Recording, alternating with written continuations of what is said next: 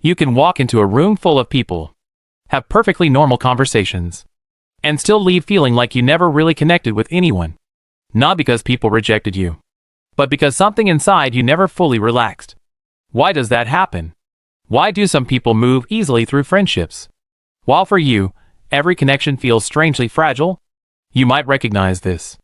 You replay conversations hours later, wondering if you said something wrong. You enjoy people, but you feel drained after social interactions. You hesitate before messaging someone first, because you don't want to seem annoying.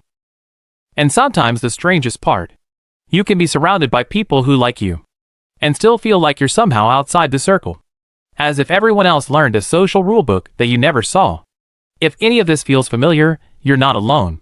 By the end of this video, you'll understand 3 things.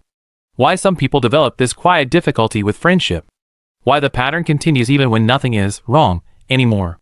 And the subtle psychological shift that begins to loosen its grip. But there's one hidden behavior that many people with this pattern carry into adulthood. Most of them don't even realize they're doing it. And it quietly shapes every new friendship they attempt. We'll come back to that. First, we need to understand something important. People who struggle to make friends are often misunderstood.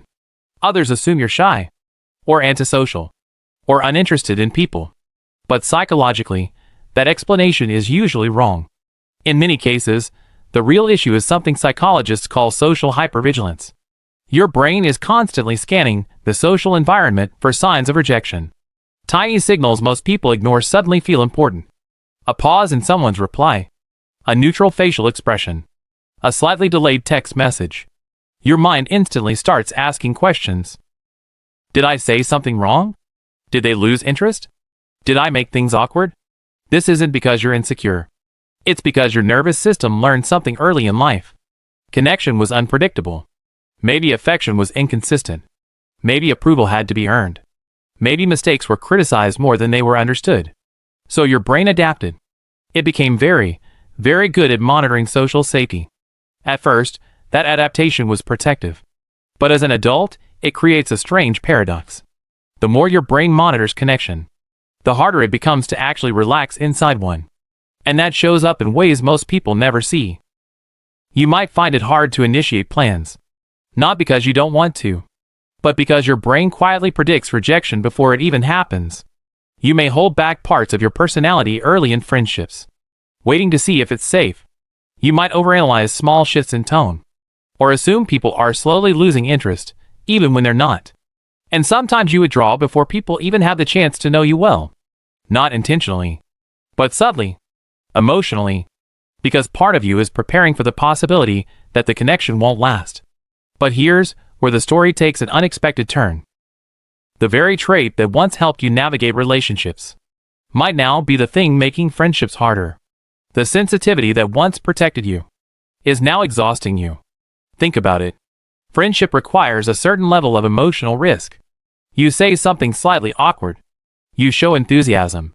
You reveal a bit of yourself before you know how the other person will respond. But when your brain is constantly scanning for social danger, risk feels unsafe. So you compensate. You become careful, polite, considerate, sometimes even overly accommodating. And ironically, this can make you appear distant.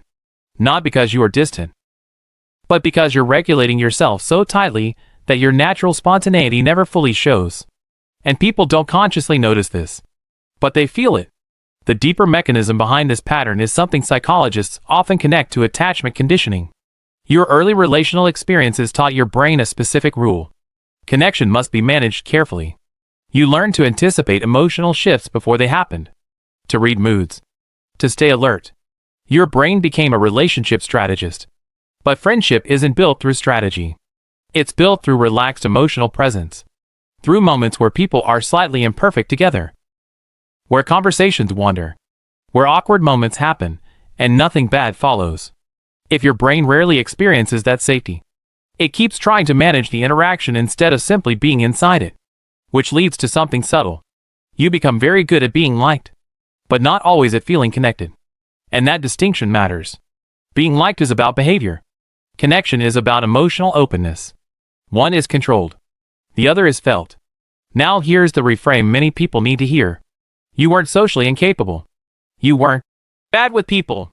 You were adapting to the emotional environment you grew up in. Your brain learned to protect relationships by monitoring them carefully. And that skill can actually make you deeply empathetic, perceptive, thoughtful in conversation. But like many adaptations, it outlives the environment that created it.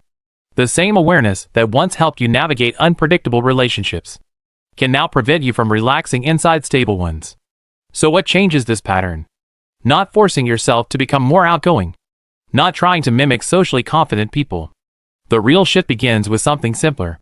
Allowing small moments of social uncertainty without immediately trying to control them. Letting conversations be imperfect. Letting pauses happen. Letting yourself show small pieces of your personality earlier instead of waiting for full safety. Because here's the paradox. Friendships don't grow from perfect interactions. They grow from shared human imperfection. From the moment someone laughs at something awkward you said. From the time a conversation drifts somewhere unexpected. From the realization that nothing bad happened when you stopped managing the interaction so carefully. Over time, your brain begins to learn a new rule. Connection doesn't require constant monitoring. It can simply unfold. And the final insight is this. The people who struggle most with making friends are often the ones who care the most about connection. The difficulty was never a lack of social ability. It was a nervous system that learned, very early on, that relationships were something you had to protect yourself inside.